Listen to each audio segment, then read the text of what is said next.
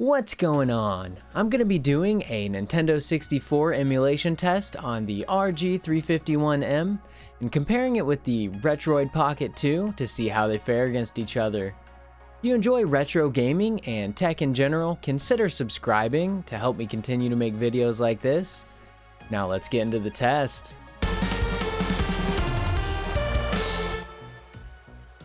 First, I'm using ArcOS for the RG351M with all emulation settings at default, and with the Retroid Pocket 2, I'm using the included Mupen64 emulator with all the settings on default, so there's probably some room to mess around with the settings to get the games to run a little bit better. The first game up is The Legend of Zelda: Ocarina of Time. On the RG351M, it runs alright.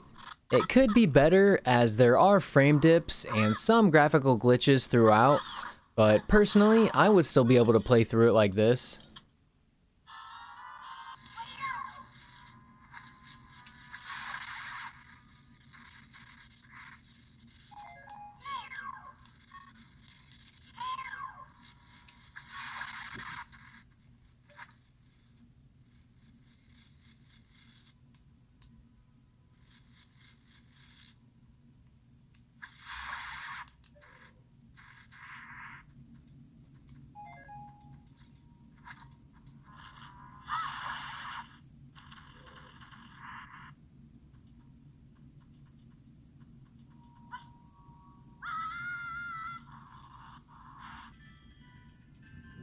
For the Retroid Pocket 2, graphically it looks a lot better.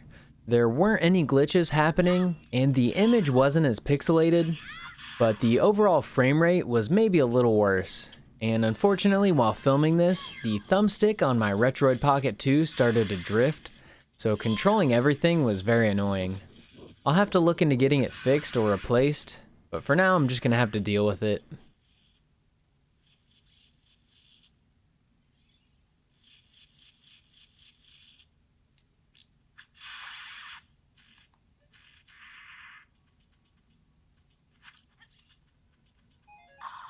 The next game up is Star Fox 64. On the RG351, it ran really well. It wasn't totally at full speed, but for the most part it was, and while I was playing it, I didn't even notice. And there weren't any graphical glitches like there were in Ocarina of Time.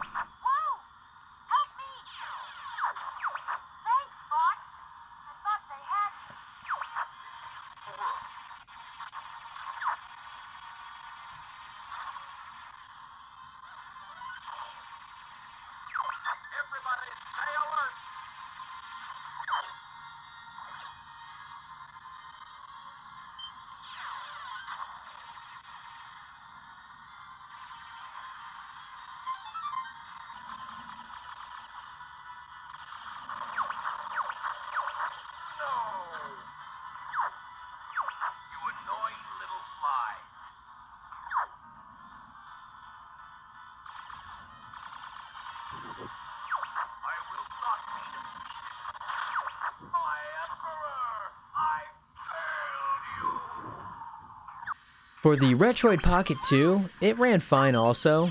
The frame rate was maybe a little worse, but the image on both devices seemed about the same to me. Unfortunately, my drifting stick made this one a bit difficult to play also.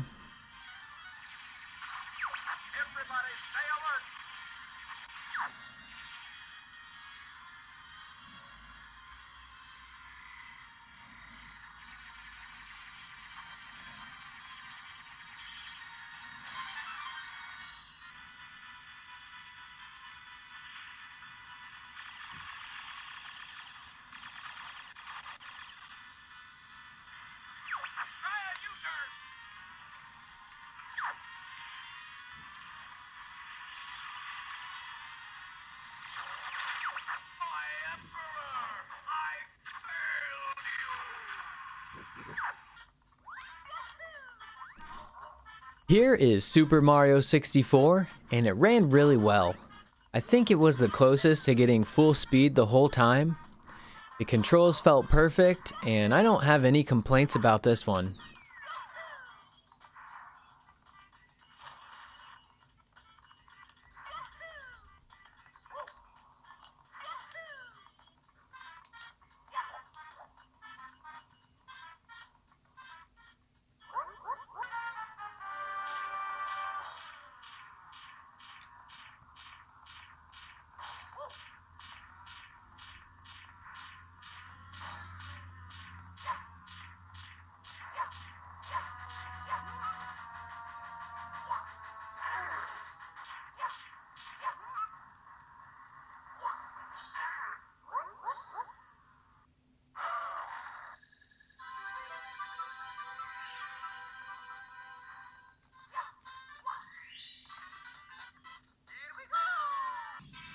As for the Retroid Pocket 2, it was playable on it, but it had some frame drops throughout, which could probably be fixed by messing with the settings a little bit.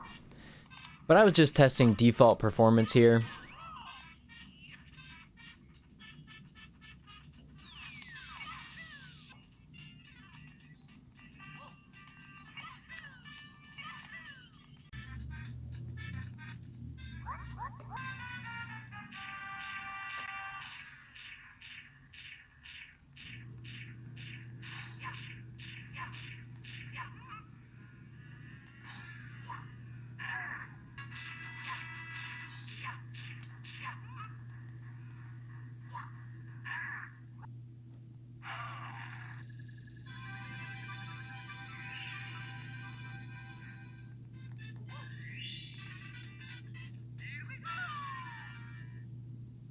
Now this is Mario Kart 64.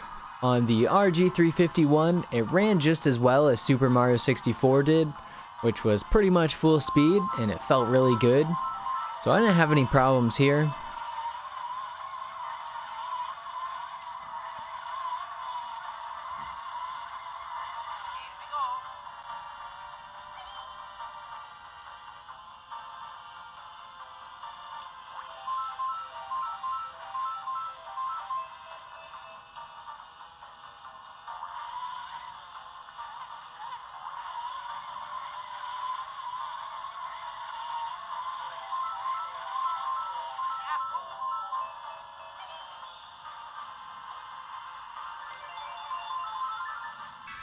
For the Retroid Pocket 2, it also ran about the same as Super Mario 64 did on it. So there were occasional frame drops, but overall it was really playable.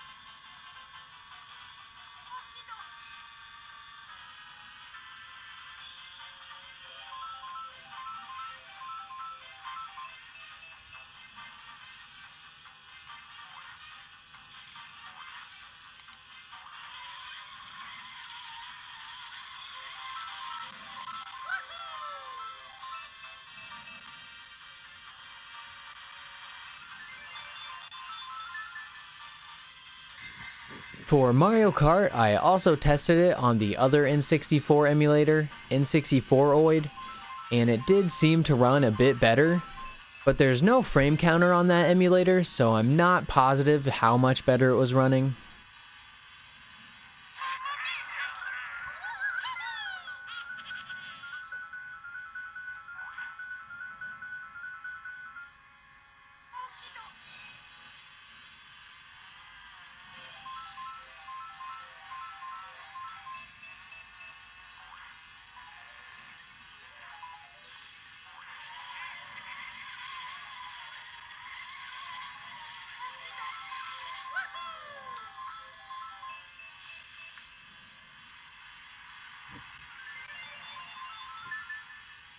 Last up is Goldeye 007, and on the RG351 it was playing at like a quarter of full speed. So this was totally unplayable, and I don't think any amount of messing with the settings will make it playable.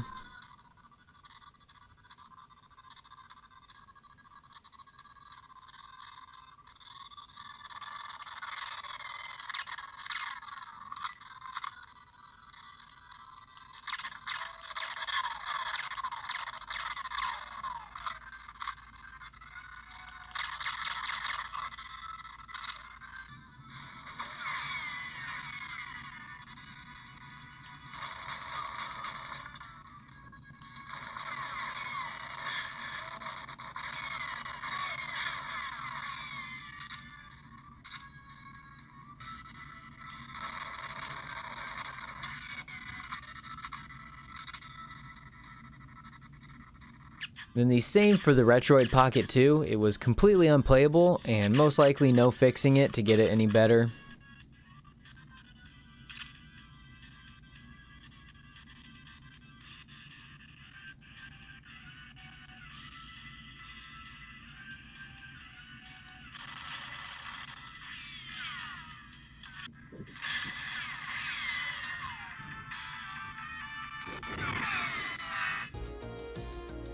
In the end, it seemed like another narrow win for the RG351, as performance was just a bit better overall. But I will say that most of the games actually looked a little bit better on the Retroid Pocket 2's screen, so there were positive and negatives to both, but I personally would take better performance over a slightly better image quality, especially on such a small screen. That was my test on N64 emulation on the RG351 versus the Retroid Pocket 2. Let me know which one you thought was better in the comments, and if you enjoyed, don't forget to leave the video a like and subscribe for more tech and gaming content. Thanks for watching. I should not have pushed up. I can't see them at all. Me, someone jumping? I got the one pushing around. All right, let's just double push her. Are you ready? All right, here. She's weak, dead. I could have hit a headshot to save my life.